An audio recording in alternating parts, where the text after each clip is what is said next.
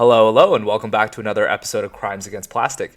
It's been a couple of days since my last video, and that's because I've been working on a brand new project, and I'm going to be starting to show you guys that today. I know a lot of you guys out there are Warhammer fans, so what I'm going to be doing today is one of my favorite 40k models, and that, as you can see here, is the iconic Leman Russ battle tank. So this model was first introduced in the second edition of Warhammer 40k, all the way back in 1993. So it's been around for as long as I have, and ever since then, it's kind of been a staple in the game. It's very easily recognizable, and the reason for that, I think, is it's got this really striking design that fits the universe's like grinding, attritional, total style of war. And for those of you who are interested in military history, you can pretty easily tell that this is obviously inspired by early tanks. In particular, the British Mark I's from World War One. So it looks like this giant steel behemoth that rumbles over trenches and just scatters enemies. It's these giant moving pillboxes that spit death in every direction, and it does a really good job of capturing the imagination. So what we're going to be doing is we're going to be using this model to kind of tell the story. So when you build a tank out of the box, or really any kit from Games Workshop, what you're getting is this factory fresh, pristine version of the model. So it looks brand new, like the paint's still wet, so to speak. It's nice, but I feel like it's kind of plain. I'd rather want my model to look like it's seen some action. So what we're going to do in this video is we're going to put some battle damage on it, maybe some blast marks, gouges, really just beat the shit out of it. What you're going to need to do this is a file, a sculpting tool, preferably something sharp, your hobby knife, drill, lighter, and I'm going to label this optional, soldering iron and hobby saw. Okay, so starting with the chassis here, let's take a look. So it's got all these nice details on it. It's got this little side hatch where the crew can get in and out. It's got all these rivets and stuff, which is kind of anachronistic, but it's got a good classical look. But basically, it's got all these flat surfaces that is like an open canvas for us to work with. So if we think about in-universe, this tank is going up against all this plethora of enemies. There's all these different weapons that are being shot at it. And what I'm going to do is, my thought process is, I'm going to start with the weapons that are the smallest, and then I'm going to work my way up. And so the first kind of ubiquitous weapon in the 40k universe is the las gun. It doesn't do a lot of damage, but it's cheap to make, and lots of guardsmen can have them. Chaos have them as well. So these are not really going to damage the side of the tank, and frankly, I don't know why you're shooting a las gun at a Leman Russ. But maybe you want to take some pot shots at the weak spots like vision slits and the hatches and stuff like that. And these we're just going to make small little indents, and we're gonna char them up afterwards in a later video. We're going to take our metal file and our lighter, and we're just going to heat it up for between 5 and 10 seconds, just the tip of the file there. And after it's all nice and hot, we're going to press it into the side of the tank, just straight in, and make a little kind of a burn mark.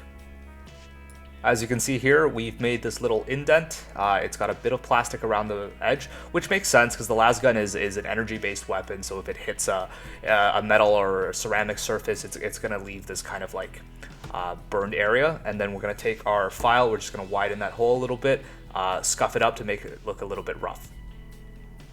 So the next weapon we're going to emulate is the bolt rifle.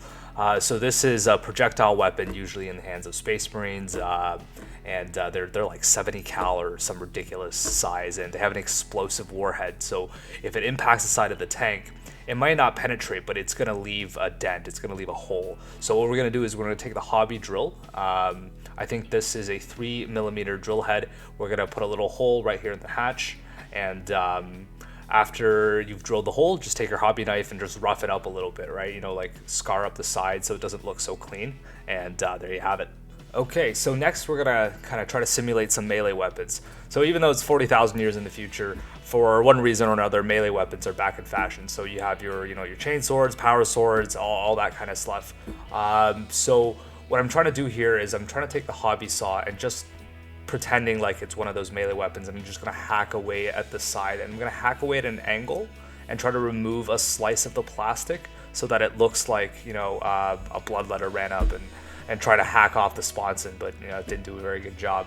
Again, after you make the cuts, if it looks too clean, just take your file or your knife and just rough it up.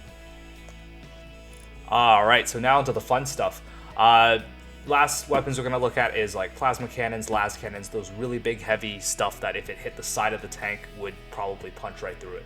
So we're going to try to do some glancing blows with the soldering iron here, and we're just going to make some straight line motions and like make it look like it's just skimming the top of the tank and hitting the side.